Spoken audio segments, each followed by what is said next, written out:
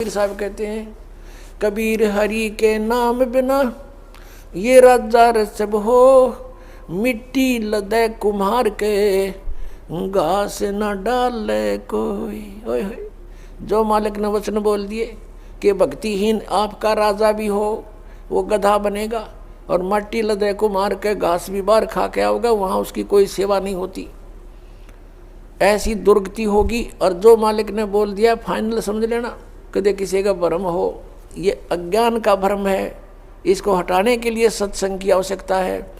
और सत्संग केवल कबीर परमेश्वर ने ही हमें दिया है, और उसी के आधार से दास आपके सामने उन्हीं का दिया हुआ ज्ञान प्रचार कर रहा है। पुणात्मा, वो परमात्मा स्वयं आते हैं इस तत्व ज्ञान को बताने के लिए। वो प्रत्येक युग में आते हैं। सतयुग में परमेश्वर का नाम सतसुकृत था, और त्रेता में परमेश्वर का नाम मुनिंदर था, मुनिंदर ऋषि। द्वापर में करुणा में, और कलयुग में कबीर देव, कबीर साहब उनका नाम रहा है।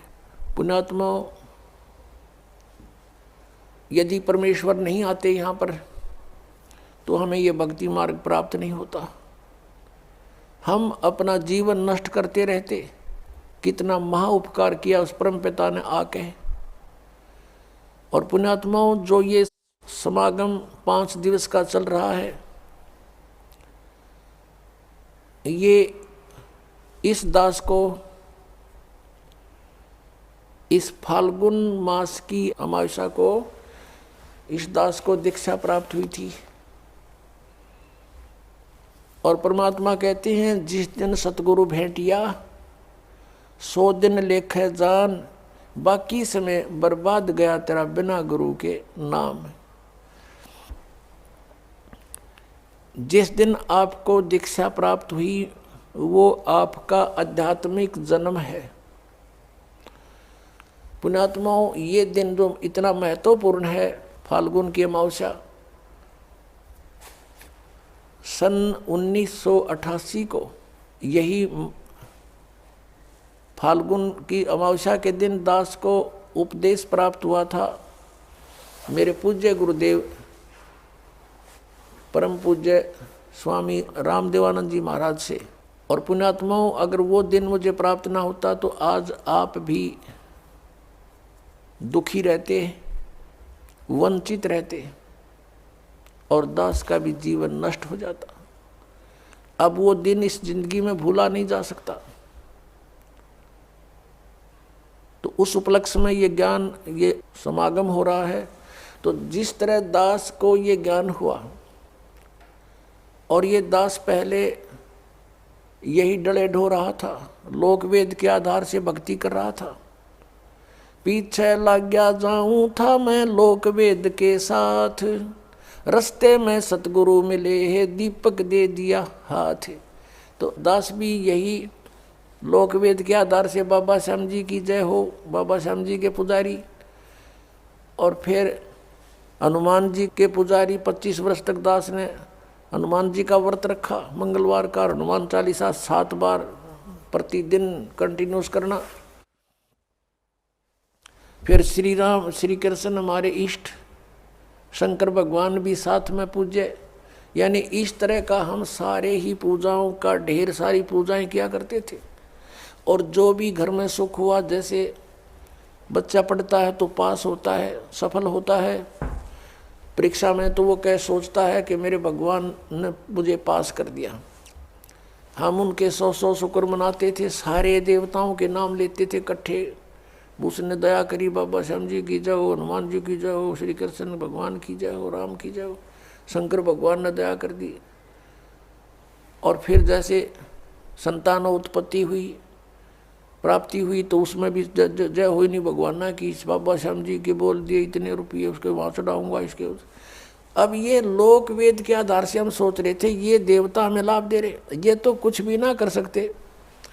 इनके इतिहास, इनकी पावर से हमें पता चला कि ये भगवान तो हैं, स्वामी हैं, अच्छी आत्माएं भी हैं, लेकिन ये हमारे को केवल वर्क डन दे सकते हैं, जैसा कर्म करेगा उतना ही दे सकते, इसमें कोई परिवर्तन नहीं कर सकते थे। आपके अगर पूर्व जन्म में कोई संस्कार अच्छे थे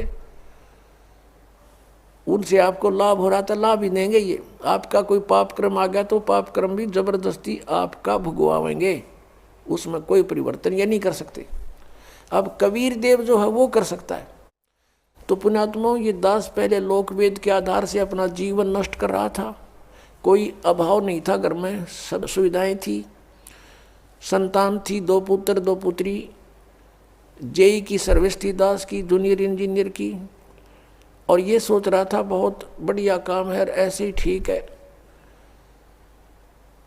और जब ये अंधेरा हटा, जब बता के कोट जन्म तन बरमत हो गए, कुछ ना हाथ लगा रे, कुकर सुकर खरब्या बोरे, कौवा हंस पुकारे, कोटि जन्म तू राजा की, न मिटी न मन की आशा, और भिक्षकों का दर दर घूमया, ये मिला नहीं निर्गुण रासा। इंद्र कुबेर ईश की पदवी, और ब्रह्मा वरुण धर्मराया, विष्णुनाथ के पुर को जाकर तो फिर भी वापस आया। अब क्या बताते हैं कि इतनी अच्छी अच्छी पोस्ट तूने प्राप्त की, इंद्र बना, ब्रह्मा विष्णु महेश तक की पदवी आपने प्राप्त की, और फिर जन्म मृत्यु में जैसे ये ब्रह्मा कुमारी पंथ है। श्री लेखराज ये सुनार का काम करता था बंबई में, और वहाँ कोई सत्संग हो रहा था, इनके गुरु सत्संग कर रहे थे।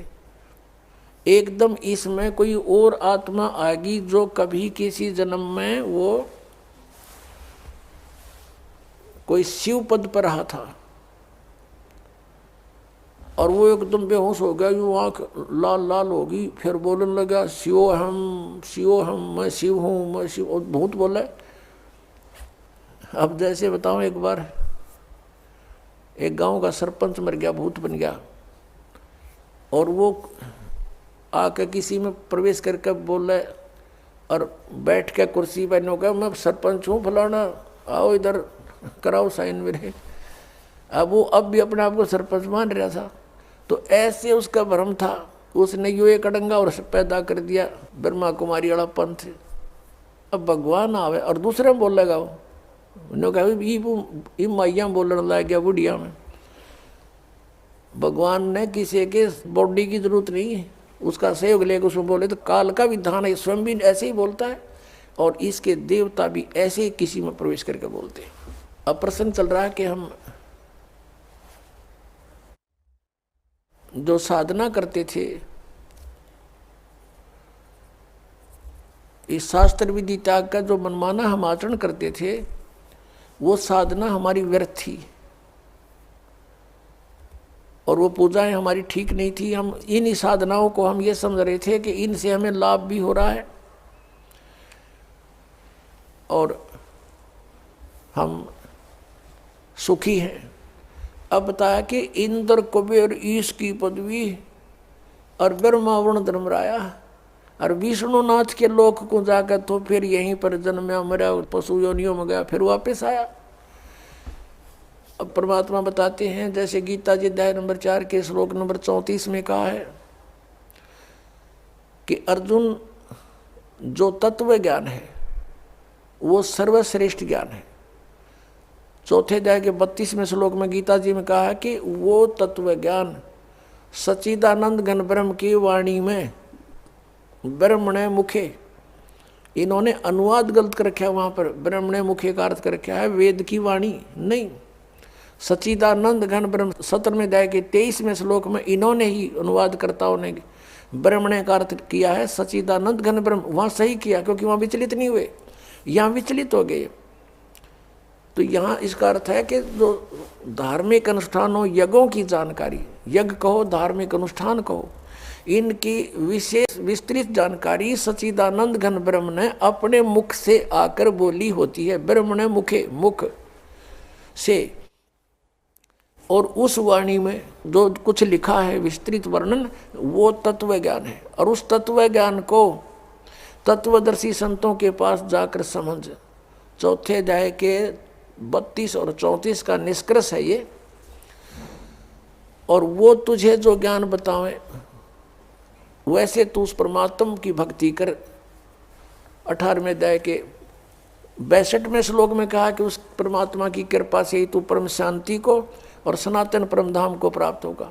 गीता ज्ञानदाता कहता अपने विषय में चौथे अध्याय के 5वें श्लोक में और 9वें श्लोक में, दूसरे अध्याय के 12वें श्लोक में, 10वें अध्याय के दूसरे श्लोक में कि तेरे और मेरे बहुत जन्म हो चुके, तू नहीं जानता मैं जानता हूँ। इससे सीधा है कि ब्रह्म की साधना ये ब्रह्म है। और 8वें अध्याय के 13वें श्लोक में कहता मेरा ओम मंत्र है, नथिंग एल्स। तो इस गीता ज्ञानदाता की साधना ओम नाम के जाप से करने से साधक भी जन्म मृत्यु में और ये भगवान भी जन्म मृत्यु में, प्रभु भी, स्वामी भी। इसलिए ये कह रहा है कि उस तत्व ज्ञान को जानने वाले तत्वदर्शी संत को खोज, फिर वो बताओ वैसे साधना कर।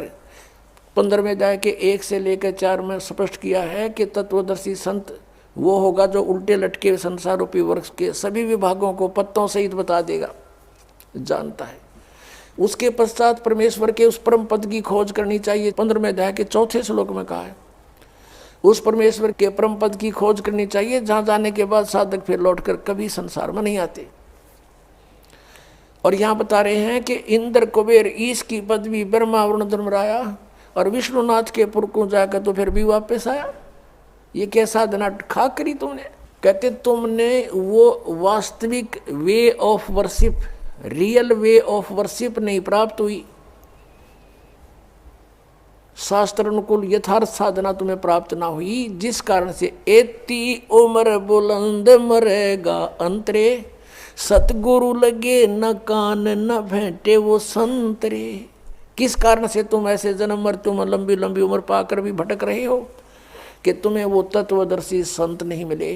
यजुर्वेद अध्याय नंबर 40 के श्लोक नंबर 10 से लेकर 13 तक स्पष्ट किया है कि कोई तो परमात्मा को जन्म लेने वाला संभवात कहता है और कोई असंभवात के वो जन्म नहीं लेता, निराकार है। कहते ये यथार्थ ज्ञान भी कि भगवान कैसा है, कैसे आता है, कैसे जाता है, क्या करता है, वो तत्वदर्शी संत बताओगे, उनसे सुनो। तो गीता ज्ञानदाता और वेद ज्ञानदाता एक है, वो ब्रह्म है, यहाँ भी ब्रह्म है। यजुर्वेद अध्याय नंबर 40 के मंत्र 15 में वेद ज्ञानदाता कहता है कि मेरा एक ओम नाम है, ओम करतु समर किलबे समर करतुम समर। ओम नाम का जाप काम करते करते सेवन करो, विशेष कसक के साथ सेवन करो और मनुष्य जीवन का परम कर्तव्य जान के इसका सेवन करो। इससे क्या होगा कि वायु अनिलम अमृतम अथिदम भस्मांतम शरीरम। जब तू शरीर छोड़कर जाएगा, तेरा शरीर नष्ट होगा, तब तुझे इस ओम से मिलने वाला अमर पद यानी ब्रह्मलोक प्राप्त हो जाएगा। यजुर्वेद 40वें अध्याय के 17वें श्लोक में स्पष्ट कर दिया। 40वां अध्याय अंतिम अध्याय है यजुर्वेद का और 17वां मंत्र अंतिम लास्ट मंत्र है। इसमें स्पष्ट कर दिया, वेद ज्ञानदाता कहता है कि वो परमात्मा तो प्रोक्ष है, वो तो गुप्त है। जैसे उल्टे लटके हुए संसार रूपी वृक्ष को जड़ तो ऊपर है और तीनों शाखा नीचे है। 15वें अध्याय के 1 से 4 में कहा है। अब जैसे पृथ्वी से बाहर पेड़ दिखाई देता है तो जड़ें प्रोक्ष होती है, गुप्त होती है, बाहर का हिस्सा पेड़ कहलाता है। ऐसे बताया है कि वो 40वें अध्याय के 17वें श्लोक में यजुर्वेद में कि वो परमात्मा पूर्ण परमात्मा तो ऊपर प्रोक्ष है, गुप्त है, और मैं ब्रह्म हूँ, मैं ब्रह्मलोक में रहता हूँ, मेरा ओम नाम है। अब यहाँ भी वेदों ने भी बता दिया कि तत्वदर्शी संत की खोज करो। और वेद कहते हैं नेति नेति कि मैं जो ज्ञान दे चुका हूँ ये अंतिम नहीं है। इतना ही नहीं है आध्यात्मिक ज्ञान परमात्मा के विषय में, उसके विषय में तो तत्वदर्शी संत बताएंगे और वो उस ज्ञान से बताएंगे जो परमात्मा ने स्वयं आकर बोला है। फिर क्या बताते हैं, असंग जन्म तन मर्त्या होगे, जीवित क्यों न मरे रे, द्वादश मध्य महल मठ बोरे, बहुर न दे धरे रे। कि असंग जन्म तन मृत्या हो गए, एक बार जीवित मर के देख। जीवित कैसे मरना होता है? मन चाहता है यहाँ के कार कोठी बंगले गुटी सुटी लगाना, ब्याह के अंदर नाचना गाना डीजे बकवाद। कहते इनसे मन हटा। अपने आत्माओं सोचने की बात है, ये किसी के कहने से नहीं, कोई प्रतिबंधित नहीं होते ये नियम। लेकिन जो संत नियम बनाते हैं वो आपके लिए लक्ष्मण रेखा होनी चाहिए। उसका उल्लंघन करते सीता का कितना विनाश हुआ, बिरान माटी हुई और दुनिया मरवा दी। और उन्होंने कहा था इससे बाहर मत जाना तो सुरक्षित रहेगी। तो परमात्मा ने जो नियम हमें बना कर दिए हैं ये लक्ष्मण रेखा समझ लेना। अब जैसे एक विवाह हो रहा था किसी का, शाम ने डीजे बजावे, नाचे कूदे, बहन भी बेटी भी सारी, उनके फोटो उतार रखे। अगले दिन बारात में जा रहे थे, भाई का विवाह था लड़के का, तो उस शहर से यानी रोहतक से कलानौर के पास एक दुर्घटना होगी। वह दुल्हे वाली कार ही टकराएगी किसी दूसरे से, 5-6 मर गए, उसी दुल्हा भी मर गया और उसी परिवार के रिश्तेदार वो खुद मिलकर 5-6 की एट द स्पॉट मृत्यु होगी। अगले दिन पेपर में आ रहा था उनका हाहाकार मचाते, बाढ़ पड़ रही, बहन बेटियां बुरी तरह रो रही है, एक दूसरे से लिपट रही है। अब बजा लो डीजे, कोई बात हुई यहाँ पर। तो संत कहते हैं जैसे नानक साहिब जी से भक्त प्रसन्न करा करते कोई अनजान से कि महाराज जी आप यहाँ कुछ खोए खोए से रहते हो। तो उन्होंने कहा था भी ना जाने काल की कर डारे, किसी भी ढल जा पास आवे, और जिनाते सरते मौत खुड़क दी उन्होंने केड़ा हंसावे। हमें अपनी मौत दिखाई दे कि ना बेरा के बिजली गिर जाए, यहाँ तक टाइम सा पास करना हमने। फिर पूछा कि हे भगवान क्या आप कभी प्रसन्न नहीं होते? कि प्रसन्न होता हूँ जब मेरे अनुयायी मेरे द्वारा निश्चित किए हुए सत्संग के दिन वापस आ जाते हैं तो उस दिन मुझे खुशी का कोई ठिकाना नहीं रहता। क्यों? क्योंकि मुझे ये खुशी होती है कि इनको कोई काल का दूत नहीं टकराया, इनकी भक्ति का नाश नहीं किया, ये सुरक्षित है अभी तक। और जब ये यहाँ से जाते हैं, संसार में सब काल के ही ज्ञान से प्रभावित लोग हैं, ये मुझे चिंता बन जाती है कहीं इनको कोई भ्रमित ना कर दे और इनका जीवन नाश कर दे। क्या कहते हैं कि साध मिले साड़ी शादी होंदी और विछड़ दें दिलगिरी वे, अखदे नानक सुनो जी हाँ ना मुश्किल हाल फकीरी वे।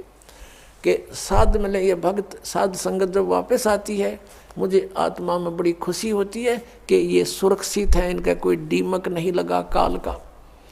और जब ये जाते हैं तब मुझे दिलगिरी होती है, दुख होता है कि मुश्किल हाल फकीरी वे, फकीरी माने साधना भक्ति, ये बड़ी मुश्किल बना दी काल के दूतों ने। जगह जगह एक गांव में मन 10-10 ढूंढे लाए बैठे हैं, कोई वैसे कोई क्रिया करते हैं, कोई झाड़ा लाता है, मिसगाइड करने वालों का कोई अंत नहीं। साध मिले साढ़े शादी होंदी विछड़ जाए दिलगिरी वे, अखदे नानक सुनो जी हाँ ना मुश्किल हाल फकीरी वे। तो क्या कहते हैं कि ना जाने काल की कर डारे, किसी भी ढल जा पास आवे, और जिनाते सरते मौत खुड़क दी उन्होंने केड़ा हंसावे। अब यदि तुम परमात्मा का नाम लो और विवाह करो सिंपल वेत है, और वैसे नहीं लोग दिखावा नहीं। जैसे हम इस बात से परिचित हों तब हम इससे हट सकते हैं। जैसे गीता जी अध्याय नंबर 7 के श्लोक नंबर 29 में कहा है कि जो तत्ब्रह्म से परिचित हो गया और सारे अध्यात्म ज्ञान से और सभी कर्मों से परिचित हो गया, वही उस परमात्मा के पाने का जरा और मरण से छूटने का प्रयत्न करता है, और नहीं कर सकता। वो तो यहाँ बकवाद देना चाहता है। तो आपको ये ज्ञान होगा कि आपने किसी से दहेज ले लिया, परमात्मा कहते तुमने उस दरगाह का मैल नहीं देखा और धर्मराज के तिल तिल का लेखा।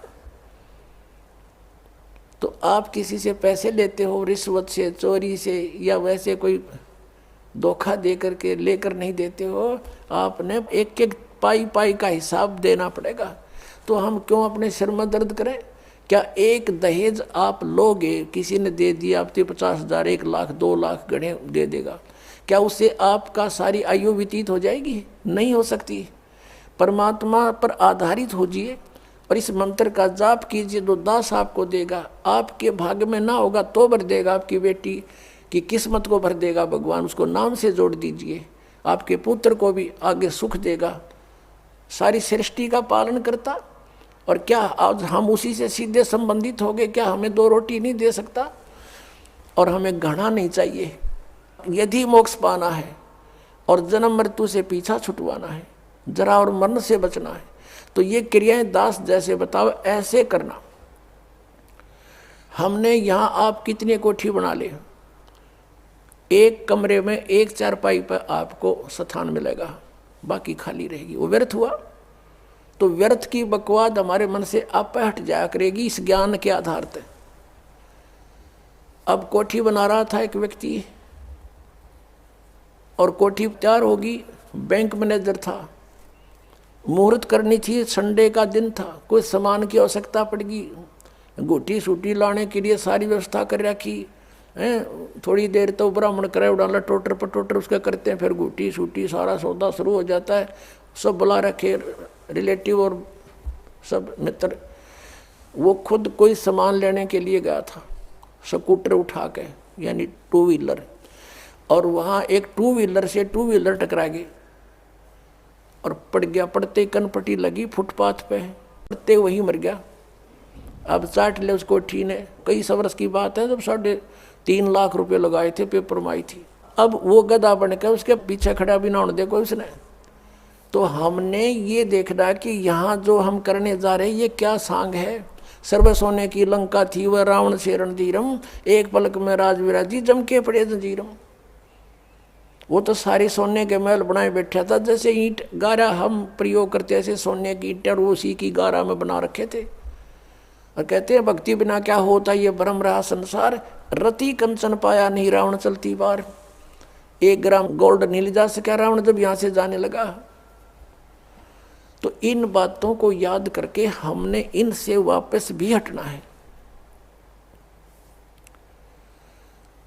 और हमने अपने प्रत्येक कार्य को ऐसे ढंग से सेट करना जो भक्ति में बाधक ना हो। अब हम दहेज लेते हैं या फिर देवे भी गए, क्योंकि बेटी होगी हमारे भी। एक पैसे वाला तो बकवाद कर देगा, अब गरीब आदमी कहाँ से करे। एक घर में 3 बेटियां चली गई, एक गरीब की है, एक अमीर की है, एक मीडियम साइज की है। अब जो अमीर वाले ने तो दे दिया गणाए धन, अब मीडियम साइज वाले ने भी दे दिया थोड़ा बहुत, और वो बेचारा गरीब क्या करे, उसकी बेटी रो रही है वहाँ बैठ कर, उस परिवार में आदर नहीं उसका। तो ये इस तरह का हमने इसको समाज को सेट करना है। अब जैसे हम रक्षाबंधन का त्यौहार मनाते हैं, ये क्या तुक हुआ कि बहन भाई को रक्षा इसलिए बांधने जाती है कि उसकी रक्षा करेगा भाई। भाई की रक्षा कौन करेगा। एक बहन कह रही थी कि मैं रक्षाबंधन के दिन गई अपने भाई को बांधने के लिए, रक्षा सूत्र इंतजार कर रही थी। पता लग गया कि कहीं कामवश गए हैं, मोटरसाइकिल पर गए हैं। कुछ देर के बाद पता चला कि उसकी मृत्यु होगी, उसका शव लेकर आ रहे हैं। जिस भाई से मैं अपनी रक्षा के लिए गई थी उसकी रक्षा भी नहीं हो पाई, वो अपने नहीं कर सका। तब उसने ज्ञान हुआ, तब वो कहती है कि सचमुच हम कति भूल में थे। अपने भाई को भी कहा बेटा भाई आ जा, तू भी भगवान का राखी बांध और मैं भी बांधूं, यानी नाम लो, और ये रक्षा सूत्र आपका सदा साथ देगा, भाई का भी बहन का भी। और बेमतलब बातें कर रखी। उस रक्षाबंधन के दिन किसी का भाई नहीं है तो रोती है कोने में बैठकर वो बहन। फिर ये बात का सिस्टम, जिस बहन का भाई नहीं है वह दूसरों के मुंह की तरफ देखती है, कौन आएगा हमारे घर। तो पुण्यात्माओं, ये बेमतलब की बकवाद, ये जग की रीत से हमने वापस हटना है और अपने जीवन को नए सिरे से सेट करना होगा। यदि भक्ति करना चाहते हो, समाज के भाव में बहना है तो नो प्रॉब्लम, आप कुछ भी करो, वो आपकी मर्जी, लेकिन भक्ति नहीं चलेगी। तो इस प्रकार हम इन क्रियाओं से भी सावधान होना है, अपने आप को बचा के रखना है, तब हमारी भक्ति प्रफुल्लित हो। फिर क्या बताते हैं कि असंग जन्म तन मरत्या होगे और जीवित क्यों ना मरे रे। एक तो ये जीवित मरना, इस ज्ञान आधार से सब बकवादें छोड़ देंगे। जिस समय ये दास गांव गांव में घर घर में जाके पाठ करते थे 3 दिन का, यानी 500 यज्ञ करते थे फ्री ऑफ कॉस्ट, किसी से कोई पैसा नहीं लेता था, क्योंकि दास सर्विस करता था। और जैसे सैटरडे संडे की छुट्टी होती थी उनमें जाकर के लाभ उठाता था। तो उस समय क्या होता था, हम सत्संग कर रहे होते थे, होली ये फाग आ जाता था, हम तो सभी वो परिवार भी जिसने उपदेश ले रखा, हम अपना आराम से भगवान का पाठ कर रहे हैं, अपना मंत्र जाप कर रहे हैं, और गांव वाले जैसे जो भगवान के मार्ग पर नहीं लगे हैं, और वो क्या करें, कीचड़ ठाव एक दूसरे मुंह पर फर, किसी का पिचकारी मारे। कोई गांव में तो और सिस्टम है, कोरडा बना लेते हैं, घंटर सा, वो मारो एक दूसरे का हैं, और लाल लाल मुँह कर रखे बांदर कैसे सारा, कोई गारा में पड़ा है, कोई घूटी लाई नो करता फिर रहा है, और हम बैठे भगवान का आनंद ले रहे हैं अपने कवाड़ बंद करके कि हमें डिस्टर्ब ना कर दे। तो इस प्रकार जो आनंद परमात्मा के मार्ग में है, इस भक्ति में है, इन बकवादों में नहीं हो सकता। तो इस तरह की हमने नहीं करना, क्योंकि हम यहाँ के वासी नहीं हैं और यहाँ सुख नाम की चीज़ नहीं है। आज हम खुशी मना रहे, 1 मिनट में ना जाने के बिजली गिर जाए, और परमात्मा की भक्ति करेंगे, इससे हमारा बचाव बनेगा। और ये इस तरह के जो मर्यादाहीन कार्य करने से नामखंड हो जाएगा, नामखंड होते ही भगवान रुष्ट हो जाएगा, आपके ऊपर काल का अटैक हो जाएगा और आपको फिर हानि हो जाएगी। तो इस डर से हमने अपना यहाँ टाइम पास करना है और भक्ति की ख्यास करना है, भक्ति बढ़ाते रहना है, धर्म पुण्य जो भी क्रियाएं बताइए सभी करते रहना, आखिरी सांस तक करना पड़ेगा आपको। और दूसरे टाइप से जो जीवित मरना है कि जैसे आप जी देखते हैं कि नाइट सर्विस में यानी रात्रि सेवाओं के अंदर बसों में व्यक्ति जाते हैं और फिर सुबह शाम तक वापस आ जाते हैं। वो नाइट सर्विस में किस लिए जाते हैं कि उनको बहुत आवश्यक कार्य होता है और शीघ्र करने के लिए ही वापस आने के लिए गए होते हैं कि शाम तक लौट आऊं। और ऐसे ही एक रात्रि सर्विस में गया, रास्ते में एक्सीडेंट हो गया, वापस आना था, इतनी शीघ्रता थी उसको, इतना आवश्यक कार्य था कि वापस आना था उसको, और दुर्घटना मृत्यु होगी नाइट सर्विस में। अब वो कहाँ गई वो शीघ्रता, कहाँ गए जिसके लिए पंजे ना टक्के थे, वो क्या ले गया साथ में। तो आप जी ये सोच लीजिए, जब सतलोक आश्रम बरवाला की तरफ सत्संग निकट आवर चलना चाहो तो न्यू सोच लो हमारी मृत्यु होगी आज और इब्बा होगी, और आ जाओ यहाँ पर सत्संग सुनो, 3-4 दिन फ्री ऑफ माइंड रहो, एक दूसरे से भगवान की चर्चा करो, या और बकवाद मत बतलाना, ये ख्यास रखना, परमात्मा रुष्ट हो जाएगा। ठीक है, कोई मित्र रिश्तेदार मिलता है, बातें करो गृहस्थी की थोड़ी बहुत देर के लिए, फिर अपना मालिक की चर्चा शुरू करें, कोई ज्ञान उससे सुने, कभी आप सुनावे, फिर मंत्र करने लग जावे। सब सुविधाएं भगवान ने आपके लिए दे रखी, इन दासों के द्वारा आपको सारी व्यवस्था करवा के दी जाती है। तो इसका सदुपयोग करना, दुरुपयोग करने से राम रूठ जाएगा आपका, और राम नहीं रूठना चाहिए, ये भी आपको डर लगे।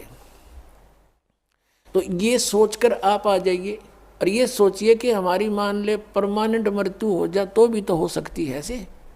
और अब हम 3 दिन 4 दिन 2 दिन जिसा भी समय आप मरना चाहो मरो, और फिर वापस चले जाओगे घर पे, और परमानेंट टिकट कटगी फिर भी तो बात बिगड़ेगी, फिर तो धरा धरा रहेगा, सारा संभाल ही नहीं सकते आप। तो अब जा कर के मान लीजिए तुम समझते हो कि कुछ काम बिगड़ जाएगा, तो अभी तो फिर जाकर संभाल सकते हो, परमानेंट तो नहीं मरे। लेकिन जो परमात्मा के लिए सच्चे दिल से आते पुण्यात्माओं, किसी का आज तक काम बिगड़ा नहीं, बने मिलते हैं, लेकिन वो आपकी श्रद्धा पर डिपेंड करेगा। सतगुरु के दरबार में कमी काहे की ना, अनसा मौज नहीं पावता तेरी चूक चाकरी में। तो इस प्रकार हमने परमात्मा की भक्ति को सुचारू भी रखना। क्या बताया है कि असंग जन्म तन मर्त्या होगे, जीवित क्यों ना मरे रे, और 12 मद महल मठ बोरे, बहुर ना दे धरे रे। अभी तक हमें 10वें द्वार का पता था कि शरीर में 10वां द्वार 10वां द्वार। पुण्यात्माओं, ये जो 10वां द्वार है ये एक ब्रह्मांड का रास्ता है। और आपने ये भी सुना होगा कई बार, क्योंकि जो भक्ति मार्ग में लगे उन्हें सब तरह के साधक संत टकराते हैं।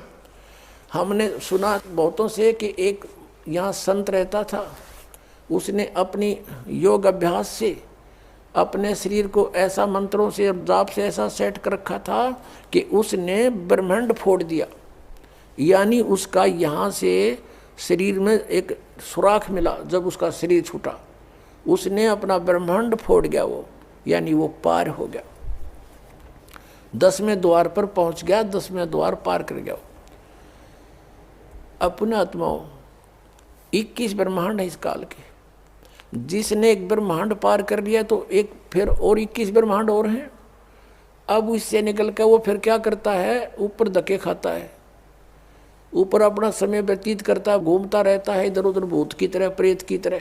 फिर वहाँ से उसको जैसा भी उसकी सुविधा होती है, जैसे जिसकी भक्ति होती है, उसी लोक में उसको भेज दिया जाता है। वहाँ बैठकर वो अपना पुण्य पाप जो भी है उसका सारा भोग कर फिर पृथ्वी पर आता है।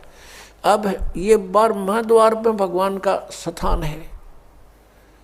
अब 10वां द्वार जो है, जो तो एक शरीर से निकलकर इस बॉडी से बाहर ब्रह्मांड में घूम रहा है।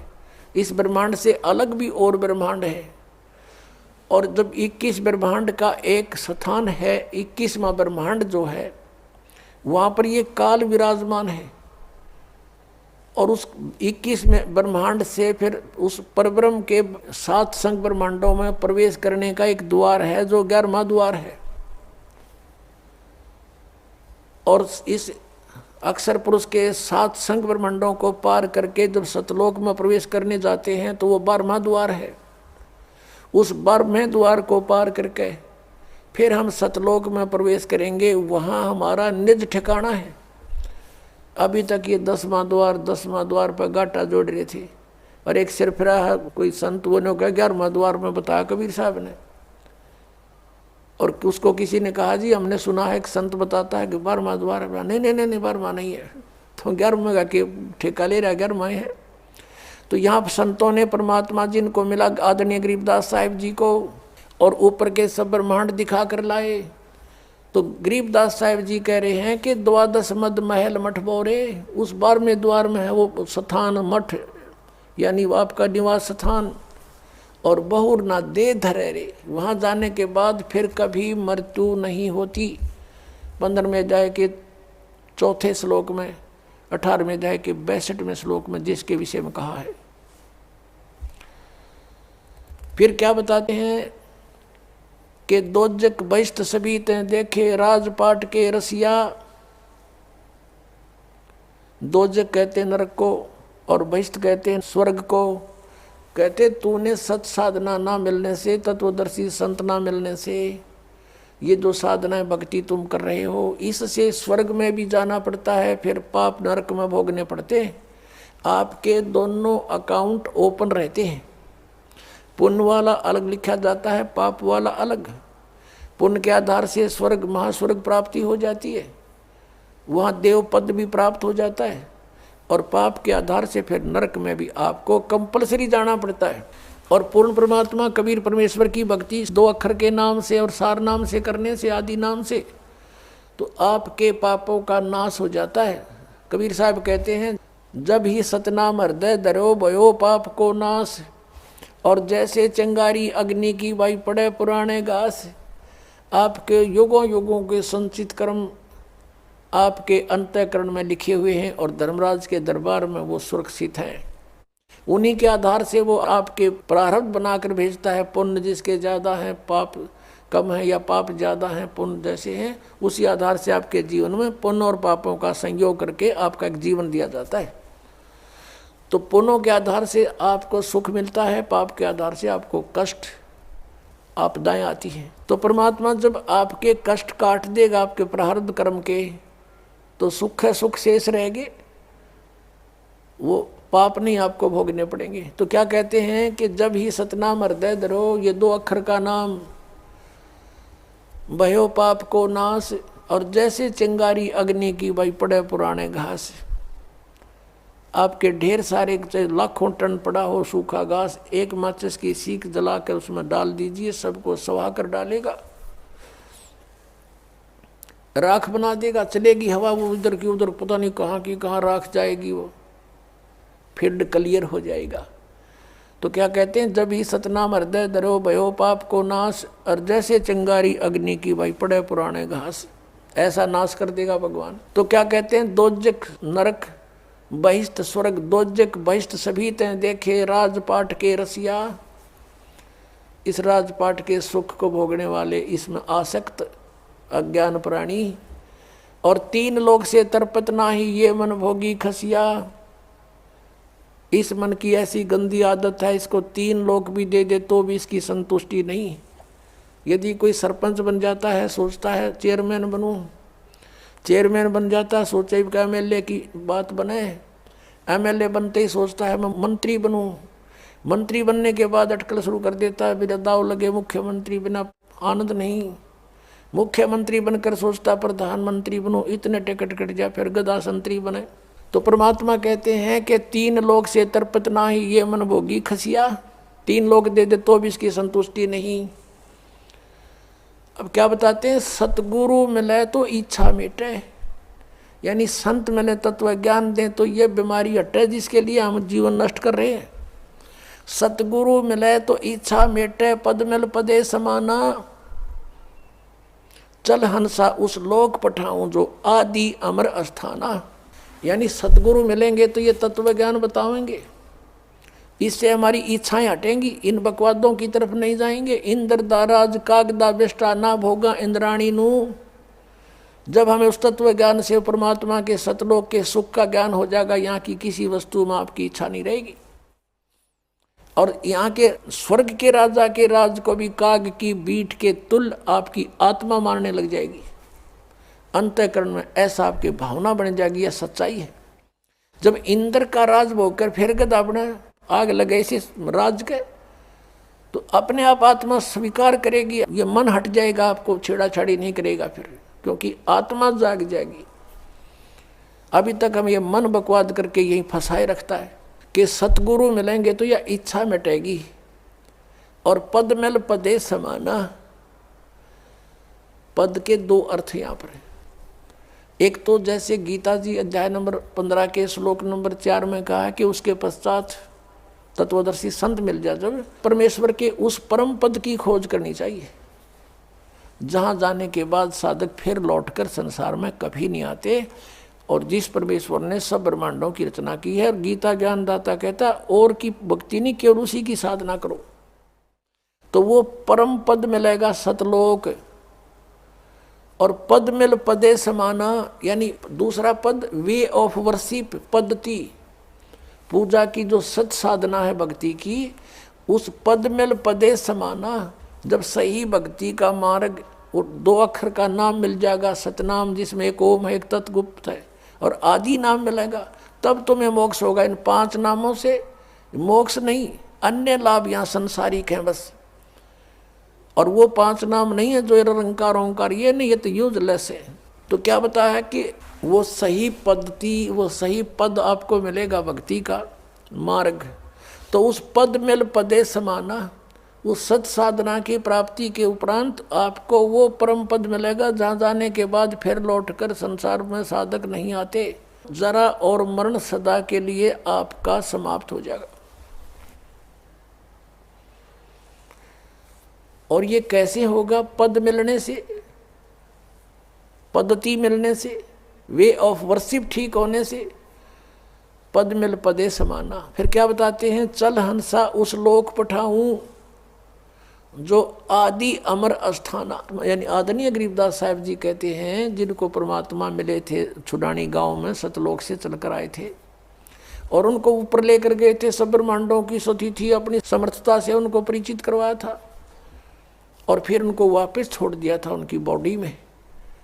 आदरणीय गरीबदास साहब जी गांव छुडानी, जिला झज्जर, हरियाणा में उनका जन्म हुआ था। 10 वर्ष के बालक थे। परमात्मा उनको निकाल कर ऊपर ले गए थे, आत्मा को, जीवात्मा को, और शरीर नीचे रह गया था। 5-6 घंटे लग गए थे। गांव वालों ने सोचा ये मर गया है, अंतिम संस्कार के लिए चिता पर रख दिया था। फिर परमेश्वर ने वापस वो आत्मा भेज दी कि जा बॉडी का नाश करवा देगा काल। तुरंत आगे उठकर फिर ये ज्ञान बोलने लगे। वो बता रहे हैं कि उस सतलोक के अंदर क्या सुख है। चल हंसा उस लोक पठाऊं जो आदि अमर अस्थाना, सदा से अमर है, जिसका कभी नाश नहीं होता। शाश्वतम स्थानम। गीता जी अध्याय नंबर 18 के श्लोक नंबर 62 में कहा कि अर्जुन तू सर्वभाव से उस परमेश्वर की शरण में जा। यानी गीता ज्ञानदाता से अन्य है, वो परम अक्षर ब्रह्म है। उसकी कृपा से ही तू परम शांति को और शाश्वतम स्थानम, आदि अमर अस्थान, उस सनातन परम धाम को प्राप्त होगा। और यहाँ गरीबदास साहिब जी कह रहे हैं कि सतगुरु मिले तो इच्छा मेटे, पद मिल पदे समाना, और चल हंसा उस लोक पठावें जो आदि अमर स्थाना। वहाँ क्या सुख है? चार मुक्ति जहाँ चंपी करती माया होरी दासी, दास गरीब अभय पद पर से वो मिले राम अविनाशी। ओए होए, अविनाशी राम मिलेगा। अपनात्माओं, यहाँ की जो साधना इस काल सत्र की, ब्रह्म सत्र की चार मुक्तियाँ बताते हैं, और इन चार मुक्तियों का निर्धारित समय होता है। उसके बाद वो जीव उन मोक्ष को प्राप्त करके समाप्त करके स्वर्ग महास्वर्ग में फिर दोबारा इस पृथ्वी लोक पर अन्य योनियों प्राणियों के शरीरों को प्राप्त करता है। इंद्र कुबेर ईश की पदवी ब्रह्मा वरुण धर्मराया और विष्णु नाथ के पुर को जाकर फिर भी वापस आया। ये चार मुक्ति भी यहाँ नाशवान है यहाँ की। और क्या बताते हैं कि जो सुख तुम्हें इन मुक्तियों से यहाँ प्राप्त है वो सतलोक में सदा बना रहेगा, कभी वो नष्ट नहीं होगा। चार मुक्ति जहाँ चंपी करती, चंपी माने आपके हाजिर खड़ी रहेंगी, उस सुख का कभी नाश नहीं होता, ह्रास नहीं होता, एंड नहीं है। चार मुक्ति जहाँ चंपी करती माया होरी दासी, और दास गरीब अभय पद पर से वो मिले राम अविनाशी। अब जैसे आप जी ने गीता अध्याय नंबर 15 के श्लोक नंबर 16 और 17 में तीन पुरुषों की जानकारी प्राप्त हुई। सरपुरुष तो सीधा ही सर्वान नाशवान, पुरुष माने प्रभु, 21 ब्रह्मांड का स्वामी, ये ब्रह्म काल ज्योति निरंजन है। अक्षर पुरुष ये परब्रह्म कहते हैं इसको, जो सात संग ब्रह्मांड का स्वामी है। इसकी लंबी उम्र आपको बता दी कितनी है, फिर भी इसकी मृत्यु है। इसलिए 15वें अध्याय के 17वें श्लोक में कहा कि उत्तम पुरुष है तो परमात्मा इति उदाहरते। यह लोग तरम अविषय विवर्ती अवय ईश्वर है। इन दोनों से सरपुरुष और अक्षर पुरुष से तो उत्तम पुरुष श्रेष्ठ परमात्मा तो कोई और है, और वही परमात्मा कहलाता है। परमात्मा का अर्थ है कि जो कभी दुख नहीं दे, श्रेष्ठ आत्मा, कोई मृत्यु नहीं किसी चीज़ का, उसके अंतर्गत उसकी शरण में उसके राज्य में कोई अभाव ना हो, किसी प्रकार का कष्ट नहीं देता, वो भगवान यानी परमात्मा श्रेष्ठ आत्मा होता है। तो वो परमात्मा और फिर वो ही अविनाशी, अवास्तव में अविनाशी परमात्मा है वो, और वही तीनों लोकों में प्रवेश करके सबका धारण पोषण करता है। जिसका जैसा संस्कार यहाँ भी है वो भी उसी के आदेश से आगे आवंटित होता है, सबको उसी के आदेश से निर्धारित नियम से मिलता है। और यहाँ क्या बताते हैं, चार मुक्ति जहाँ चंपी करती माया होरी दासी, और दास गरीब अभय पद पर से वो मिले राम अविनाशी। ओए होए, गीता अध्याय नंबर 15 के श्लोक नंबर 17 में जिस अविनाशी वास्तव में विनाशी परमात्मा है वो मिलेगा इस साधना से। कौन सी साधना से? राम नाम जप कर थर होई, ओहम सोहम मंत्र दोई। एक सतनाम है 2 अक्षर का, उस 2 अक्षर के सतनाम के जाप से आपका स्थिर स्थान मिलेगा। राम नाम जप कर थर होई, ये 2 अक्षर का मंत्र सोई। ये 2 अक्षर का मंत्र जो है ये है सतनाम, और इससे आपको स्थिर स्थान मिलेगा। राम नाम जप कर थर होई, थर माने स्थाई, स्थाई होना, कभी जन्म मृत्यु नहीं होती, वहाँ चले जाना।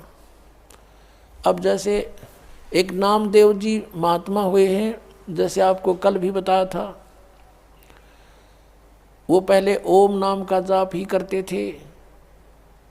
भले उन्होंने गुरु भी बना रखा था, फिर भी अपनी साधना अपने आधार से ही करते थे, और उसमें पूर्व जन्म की ऐसी सिद्धि भी थी कि उसके कारण परमात्मा ने ही अपने भक्तों की इज्जत रखने के लिए, भक्ति को बनाए रखने के लिए उसके लिए मंदिर भी घुमा दिया था परमात्मा ने। परमेश्वर कबीर साहब चाहते हैं कि भक्ति का नाश ना हो, इनमें आस्था बनी रहे। भगवान है वो ऐसी लीला कर सकता है, और ये काल भगवान चाहता है कि इनको ऐसी साधनाएं बताऊं जिनसे कुछ लाभ इनको हो नहीं, ये नास्तिक हो जाएं और भगवान की खोज ही बंद हो जाए। जैसे महात्मा बुद्ध था, पिछले पुण्यकर्मी प्राणी था, स्वर्ग से आया हुआ था, राजा का लड़का था। ये राज अच्छा नहीं लगा, क्योंकि वो उस राज के तुलना में ये कुछ भी नहीं है। सीधा स्वर्ग से आने वाले के साथ या और बने, घर भी त्याग दिया, साधना करने लगा, हठ योग शुरू कर दिया, प्राण निकलने को हुए, एक माई ने उसके मुंह का खीर लगा दी गया के अंदर वटवर्ष के नीचे। धीरे धीरे उसने वो चाटनी शुरू की, आंखें खुल गई, फिर उठ गया, फिर भोजन ठीक खाने लगा। फिर उसने कहा था starvation could not lead to salvation, भूखा मरने से भगवान नहीं मिल सकता। ये उसकी अपनी सोच थी। और फिर उसने जो अपने सत्र का कोई अध्ययन किसी शास्त्र का नहीं किया, पिछले पुण्य अच्छे थे, स्वयं बैठकर साधनाएं करने से कुछ सिद्धियाँ आ गई, उनके वचन में शक्ति आ गई, बोलने की शैली अच्छी होगी, श्रोता बहुत थे, तो पूरा चीन उनका अनुयायी हो गया, पूरा चीन देश। और अनुयायी क्यों हुए थे? भक्ति के लिए, वो भी भक्ति ही कर रहा था। और उनसे बताए गए भक्ति के विधि से, पद्धति से, पद से उनको कोई आध्यात्मिक लाभ नहीं हुआ। और धीरे धीरे वो कति नास्तिक हो गए कि भगवान नहीं है, और पूरे देश में कानून बना दिया कि भगवान की चर्चा नहीं करना। और काल यही चाहता है, ऐसे दूत भेजूं जैसे राधा स्वामी पंथ है, और इसे निकले हुए जितने पंथ, जय गुरुदेव पंथ, ये सच्चा सौदा पंथ, इनको पहले तो सुनते हैं कुछ लाभ हुआ इनके गुरुओं से, अरे भी इनकी ब्रांड माटी और के घर में अच्छा दुख, भूत इनमें प्रवेश कर रहे हैं, क्योंकि वो स्वयं भूत बना शिवदयाल जी। तो कुछ दिनों के बाद अब जो भक्त यहाँ आते हैं, कहते हैं हम पहले ठीक हमारा गुजारा था, 30 साल तक राधा स्वामी पंथ में थे, लुट पिट गए, गाड़ियाँ बिक गई, दुकान बिक गई, हमारा बुरा हाल हो रहा है, पत्नी का ऑपरेशन हो रहा है, वाल डिफेक्ट हो गया, अब इनकी दुर्गति हो रही है। तो अब वो कहते हैं हम तो थक चुके थे साधना कर करके, और सोच लिया था भगवान कहीं नहीं है। आपकी पुस्तक मिली, ये सत्संग सुना, तो कुछ किरण फिर जागी कि है कहीं भगवान। तो काल चाहता है कि इनका बट्ठा बैठा दूं, ये भक्ति करें नहीं, नास्तिक हो जाओ, टंटा कटे, और वो आवे भगवान या उनका कोई दास आवे, उनका भेजा हुआ कोई संदेश वाहक आवे, तो कोई सुने नहीं भक्ति को। सुनेंगे तो बात हरदम जचेगी सच्चाई सारी। तो इस कारण से उसने ये ऐसा कर रखा। तो परमेश्वर जब भी कोई लीला की है नौनी, उसी परम पिता ने आके की है वो सारी, ताकि इनमें भक्ति की आस्था बनी रहे और भक्ति जीवित रहे इस पिछली पीढ़ी तक। अब यहाँ तक इस भक्ति को लाना था परमात्मा ने। अब ये भक्ति अंतिम सांस गिने थी, ये सत्कर मान लेना। और 10-20 वर्ष के अंदर ये सब भक्ति खत्म हो जाती, कोई नहीं राम नाम लेता, और सोच लेते परमात्मा कहीं नहीं है। ऐसे समय में परमात्मा ने आके फिर आप पर मेहर बख्शी है। आप पुण्यात्मा हो, पहले से चार्जड हो, आपके अंदर पिछले जन्मों से भक्ति की प्रेरणा फिर से जाग रही है। इसके कारण आप कोई कहीं किसी पंथ के मिले, कभी किसी संत से मिले, आप भटक रहे थे, आपको ये सत संदेश मिल गया। तो नामदेव जी कहते हैं कि नामदेव जी के बारे में बताया कि नामा छिपा ओम तारी, पीछे सोहम भेद बिचारी, सार शब्द पाया जद लोई, आवागमन भौर नहीं होई। नामदेव जी ने भी इन 2 अक्षर के नाम का, सतनाम का जाप किया। कल आपको बताया था श्री गुरु नानक देव जी के विषय में, उनकी समुद्र की साखी में आपको दिखाया कि वो 2 अक्षर का मंत्र जाप करते थे। और ये संत मत भाग प्रकाश 4 में राधा स्वामी पंथ के सामने सिंह जी कहते हैं 261 पृष्ठ पे कि 2 अक्षर का भेद बतावे, सोए गुरु पूरा कहावे। तो पुण्यात्माओं, इस दास के ऊपर मेहर हुई परमात्मा ने ये 2 अक्षर का भेद बताने की। ना ईब से पहले सबको मना कर रखा था परमेश्वर ने, जिनको मिले थे कि ये 2 अक्षर का भेद अभी खोलना नहीं, प्रचार अवश्य करो, लिखते रहो वाणियों में, लेकिन देना नहीं किसी को, क्योंकि कि ये सतनाम और ये आदि नाम है। सतनाम सार्वजनिक जरूर कर दिया था, आगे दान करने का अलाउड नहीं था, लेकिन सार नाम फिर भी गुप्त रखा। परमात्मा कहते हैं सोहम शब्द हम जग में लाए और सार शब्द हमने गुप्त छुपाए। वो सार नाम अभी तक छुपा रखा था। अब इस दास पे कृपा की है, क्योंकि अब ये सभी पंथ नष्ट हो जाएंगे। नष्ट का मतलब है ये वहाँ नहीं रहेंगे, इनके साधक उनके साथ नहीं रहेंगे। जब इस ज्ञान का पता लगेगा, कौन नहीं चाहता भगवान को? कोई महामूड होगा तो पड़ा रहेगा वहाँ पर, उसका कोई लेखा ही नहीं, उसका तो अकाउंट है नहीं इस मार्ग में। अब क्या बताते हैं कि चातुर प्राणी चोर हैं और मूड मुगद हैं ठोठ, संतों के निकाम के इनको दे गलजोट। अब ये चतुर प्राणी थे जो हजूर जी से दोगे और हम ऊंची मंजिल में जाते हैं, बड़े दूर खबर लेकर आते हैं, टट्टू का भी ना पता, इन सतनाम का नहीं पता, ये गए कौन सी मंजिल में होंगे। अंडरस्टूड है ये।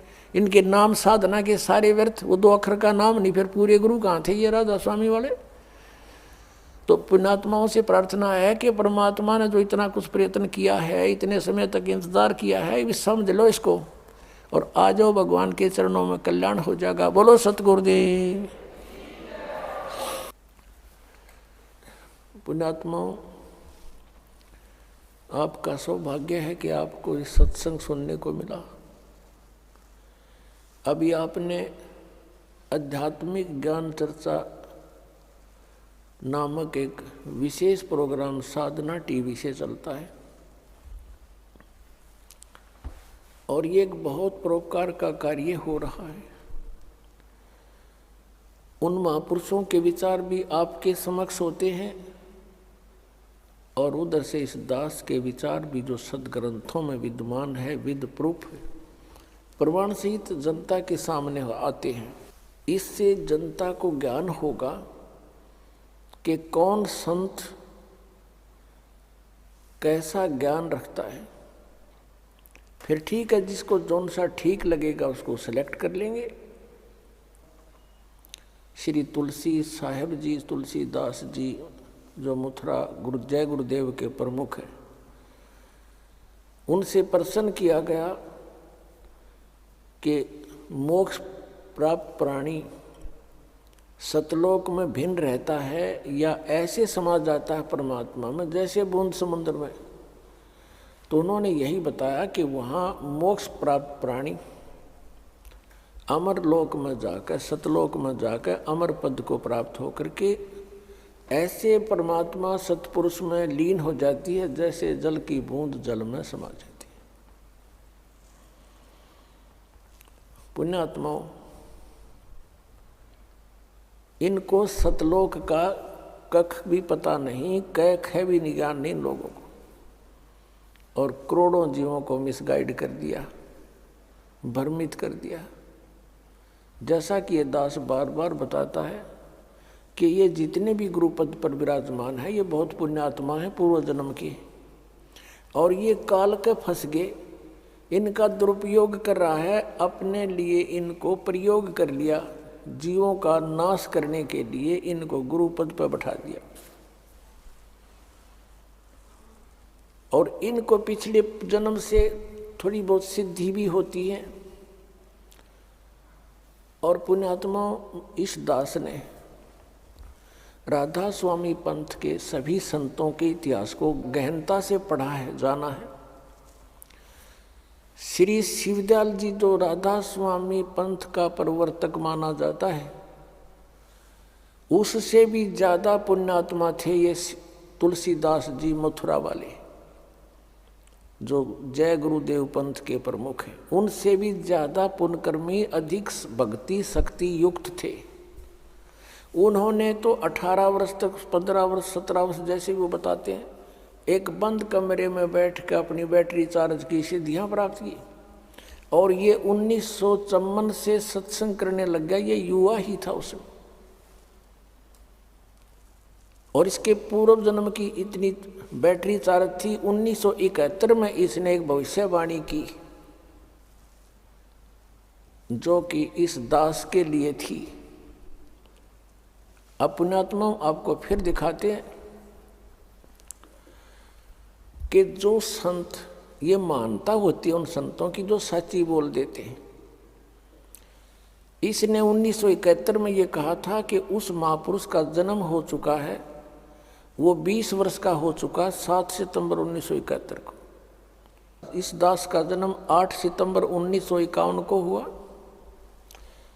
ये आपके पास पुस्तकों में विद्यमान है पहले से ही, कोई यूँ नहीं कि इसको देख कर ईब बताने लग गए हों। 7 सितंबर 1971 को दास पूरा 20 वर्ष का हो गया। 8 सितंबर को 21वां वर्ष शुरू हो गया दास का। उसके विषय में इनकी दिव्य दृष्टि काम करे थी 1971 तक। और 40 साल के बाद आज उनकी जो दृष्टि कतिबलोक होगी, क्योंकि वो जो सिद्धि शक्तियाँ थी, भक्ति थी, वो नष्ट होगी। किसी को आशीर्वाद दिया, किसी को किसी प्रकार से इसने भक्ति आगे की को ना, क्योंकि साधना ठीक नहीं थी। इनके मंत्र सभी काल के, 500 नाम काल के। तो जैसे पहले बैटरी चार्ज होती है इन्वर्टर की, वो सब काम करती है, भले ही उसके ऊपर चार्जर ना लगा रखा हो, और वो सब काम करती है। फिर धीरे धीरे बैटरी डाउन हो जाती है और एकदम इन्वर्टर काम करना बंद हो जाता है। कभी झपके मारे, कभी आवे, कभी जा, और फिर कति बंद हो जाता है।